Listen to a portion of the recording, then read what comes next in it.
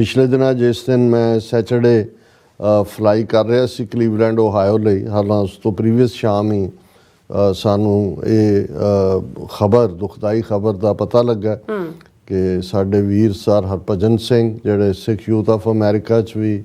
ਔਰ ਮੀਡੀਆ 'ਚ ਵੀ ਜਦੋਂ ਅਸੀਂ ਗਲੋਬਲ ਪੰਜਾਬ ਦੀ ਗੱਲ ਕਰਦੇ ਉਹਨਾਂ ਨੇ ਇੱਕ ਆਪਣੇ ਅੰਦਾਜ਼ ਦੇ ਵਿੱਚ ਪੰਥਕ ਸੇਵਾ ਦੇ ਪਿੜ 'ਚ ਵੀ ਸੇਵਾ ਕੀਤੀ। ਅੱਜ ਵੀ ਗਲੋਬਲ ਪੰਜਾਬ ਇੱਕ ਜਿਹੜਾ ਆਪਣੀ ਉਹਨੇ ਥਾਂ ਬਣਾਈ ਹੈ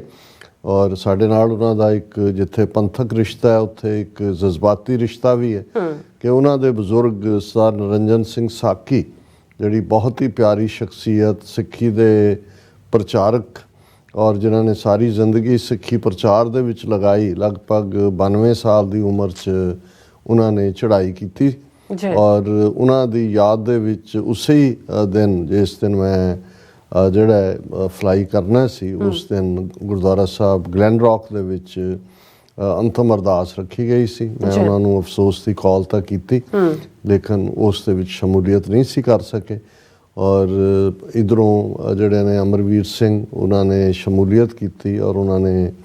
ਉਸ ਦੀਵਾਨ ਦੀਆਂ ਪਿਕਚਰਸ ਵੀ ਜਿਹਦੇ 'ਚ ਉਹਨਾਂ ਨੂੰ ਟ੍ਰਿਬਿਊਟ ਦਿੱਤੀ ਗਈ ਔਰ ਅੱਜ ਹੀ ਮੈਂ ਸਰ ਹਰਭਜਨ ਸਿੰਘ ਹੋਰਾਂ ਨੂੰ ਕਾਲ ਕਰਕੇ ਜਾਣਨਾ ਚਾਹਿਆ ਕਿ ਭਾਈ ਉਹਨਾਂ ਦੇ ਬਾਪੂ ਜੀ ਦੇ ਜਿਹੜੀ ਜ਼ਿੰਦਗੀ ਦੇ ਕੁਛ ਖਾਸ ਵਾਕਿਆਤ, ਕਿਉਂਕਿ ਮੈਨੂੰ ਵੀ ਅਕਸਰ ਉਹਨਾਂ ਨੂੰ ਮਿਲਣ ਦਾ ਮੌਕਾ ਮਿਲਦਾ ਰਿਹਾ ਜਦੋਂ ਵੀ ਮੈਂ ਕਿਤੇ ਬੋਲਣਾ, ਉਹਨਾਂ ਨੇ ਦੀਵਾਨ ਦੇ ਐਂਡ 'ਚ ਜਾਂ ਦੂਸਰੇ ਬੜੇ ਪਿਆਰ ਦੇ ਨਾਲ ਬੜੀ ਸ਼ਲਾਘਾ ਵਾਲੇ ਲਫ਼ਜ਼ ਕਹਿਣੇ ਔਰ ਬੜੀ ਜਿਹਨੂੰ ਅਸੀਂ ਮਿਟੀ ਹੋਈ ਪਰਸਨੈਲਿਟੀ ਕਹਿੰਦੇ ਹਾਂ ਇੱਕ ਉਹ ਸ਼ਖਸੀਅਤ। ਔਰ ਜਿਵੇਂ ਵੀਰ ਹਰਭਜਨ ਸਿੰਘ ਹੋਰਾਂ ਨੇ ਦੱਸਿਆ ਕਿ ਵੀ ਇਹਨਾਂ ਨੇ ਜ਼ਿੰਦਗੀ ਸੰਘਰਸ਼ੀਲ ਸੀ, ਅਕਾਲੀ, ਜਦੋਂ ਅਸੀਂ ਪੰਜਾਬੀ ਸੂਬੇ ਮੋਰਚੇ ਦੀ ਗੱਲ ਕਰਦੇ ਹਾਂ ਔਰ ਅੱਜ ਸਾਡਾ ਲੀਡ ਟੌਪਿਕ ਵੀ ਇਹ ਹੈ ਕਿ 103 ਸਾਲ ਸ਼੍ਰੋਮਣੀ ਅਕਾਲੀ ਦਲ ਦਾ ਇਤਿਹਾਸ ਕਿ ਕਿੱਥੋਂ ਜਿਹੜੇ ਅਕਾਲੀ ਗੁਰੂ ਕੇ ਬਾਗ 'ਚ ਡਾਂਗਾਂ ਖਾ ਕੇ ਡਿੱਗ ਕੇ ਫਿਰ ਖਲੋ ਕੇ ਵਾਹਿਗੁਰੂ ਕਹਿ ਕੇ ਫਿਰ ਅੱਗੇ ਵਧਣ ਵਾਲੇ, ਜੈਤੋ ਦੇ ਮੁਕਾਮ ਦੇ ਉੱਤੇ ਮਸ਼ੀਨ ਗੰਨਾਂ ਦੇ ਸਾਹਮਣੇ ਖਲੋਣ ਵਾਲੇ ਔਰ ਅੱਜ ਕਿਸ ਲੈਵਲ ਦੇ ਉੱਤੇ ਜਾ ਕੇ ਸੁਖਬੀਰ ਬਾਦਲ ਜਾਂ ਉਸ ਤੋਂ ਪਹਿਲਾਂ ਇਹਦੇ ਪਿਓ ਬਾਦਲ ਨੇ ਕਿਸ ਹੱਦ ਤੱਕ ਲਿਜਾ ਕੇ ਕਿਸ ਡੀਜਨਰੇਸ਼ਨ ਦੇ ਹਵਾਲੇ ਇਸ ਮਾਣਮਤੀ ਜਥੇਬੰਦੀ ਨੂੰ ਕੀਤਾ, ਇਸ ਦਾ ਅਸੀਂ ਵੇਰਵੇ ਨਾਲ ਜ਼ਿਕਰ ਕਰਾਂਗੇ। ਔਰ ਸੁਖਬੀਰ ਬਾਦਲ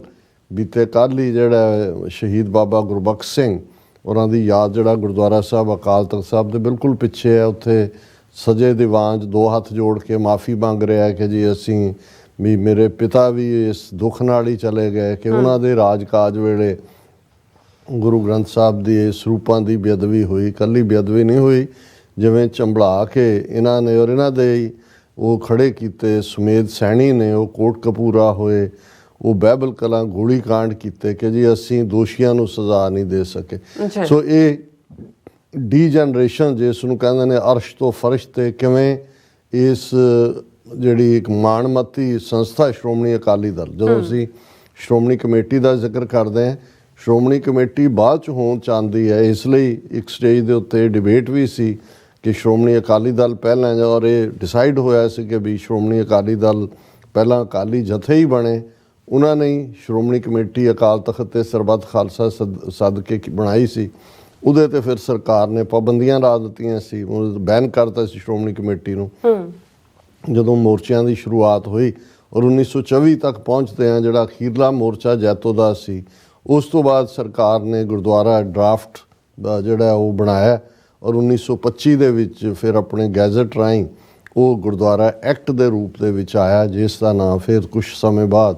ਸ਼੍ਰੋਮਣੀ ਗੁਰਦੁਆਰਾ ਪ੍ਰਬੰਧਕ ਕਮੇਟੀ ਹੀ ਰੱਖਿਆ ਗਿਆ, ਜਿਹੜੀ ਪਹਿਲਾਂ ਇੰਡੀਪੈਂਡੈਂਟਲੀ ਸਿੱਖਾਂ ਨੇ ਅਕਾਲ ਤਖਤ 'ਤੇ ਬਣਾਈ ਸੀ। ਉਹਦਾ ਅਸੀਂ ਵੇਰਵੇ ਨਾਲ ਜ਼ਿਕਰ ਕਰਾਂਗੇ ਕਿ 103 ਵਰ੍ਹੇ 'ਚ ਕਿੱਥੋਂ ਕਿੱਥੇ ਕਿਵੇਂ ਅਰਸ਼ ਤੋਂ ਫਰਸ਼ 'ਤੇ ਡਿੱਗੇ ਨੇ। ਔਰ ਇਹ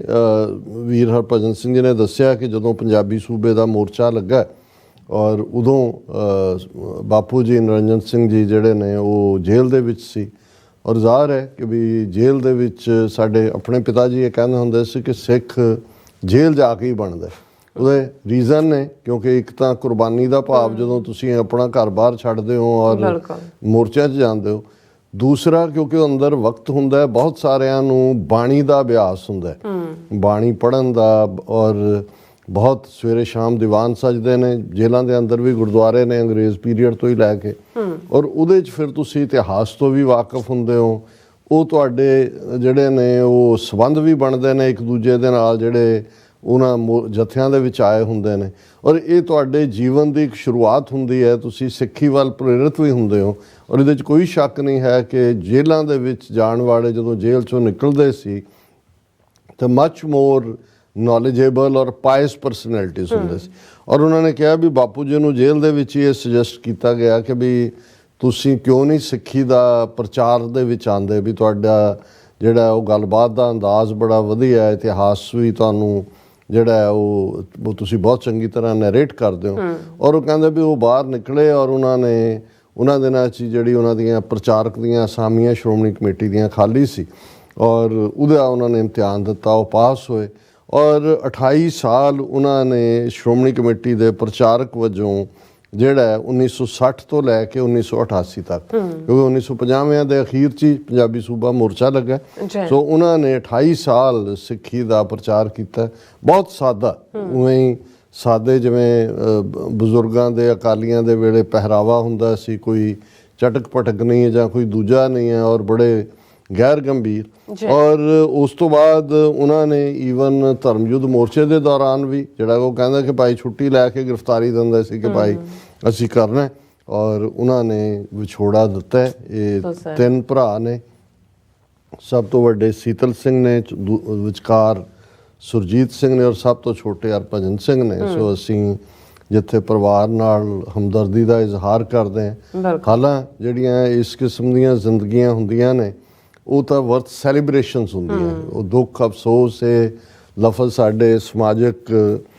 ਜਿਹੜੇ ਨੇ ਉਹ ਦੁੱਖ ਸ਼ੇਅਰ ਕਰਨ ਦੇ ਬਣੇ ਹੋਏ ਨੇ, ਪਰ ਇਹ ਲਾਈਵਸ ਨੇ ਜਿਨ੍ਹਾਂ ਨੂੰ ਸੈਲੀਬ੍ਰੇਟ ਕਰਨਾ ਬਣਦਾ, ਕਿਉਂਕਿ ਇਹ ਜਦੋਂ ਤੁਸੀਂ ਭਾਈ ਗੁਰਦਾਸ ਜੀ ਦੇ ਅਲਫਾਜ਼ ਮੈਂ ਅਕਸਰ ਦੇਖਦਾ ਕਿ ਗੁਰਮੁਖ ਜਨਮ ਸਵਾਰ ਦਰਗਾਹ ਚੱਲਿਆ, ਸੱਚੀ ਦਰਗਾਹ ਜਾਏ, ਸੱਚਾ ਪਿੜ ਮੱਲਿਆ,